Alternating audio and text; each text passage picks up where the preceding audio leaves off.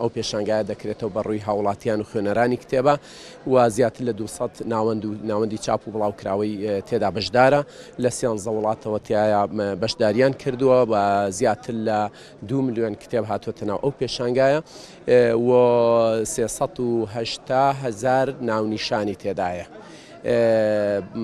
هیوادارین کە بتوانین خزمەتێک بە پایتەختی ڕۆشنبیری بکەین لەم پێشانگای نێودەوڵەتیەوە. ئەوەی کە توانیمانە بیکەین وەکو ئاسانکاریەک بۆ هاوڵاتیان بۆ دۆزینەوەی ئەو ناونیشانە یا ئەو ئامانجەی کە هەیەە لێرە ئەوەیە کە تیمێکمان حازر کردووە.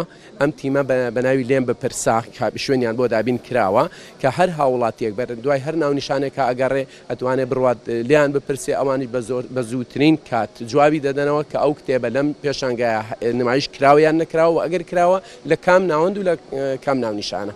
ئەو پێشانگایە بۆ لە سلێمانیە و بۆچی گرنگە لە سلێمانیە چونکە سلێمانی نازناوی پایتەختی ڕۆشنبیری هەڵگرتووە ناکرێ بە بێ پێشانگایەکی نێودەوڵەتی کتێب ئەو نازناوە بڵین کامڵە. بۆیە ئێمە ئەو پێشانگایە هەموو ساڵێک لەم کاتەیە و لە ئێستاە هەفتەی شاری سلێمانیە بەڕێوە دەبین و هیوادارم هەموو ساڵێک بتوانین ئەو پێشانگای لەم کاتەوە خزمەتێک بە هاونیشتمانیان ئەنجام بدەین.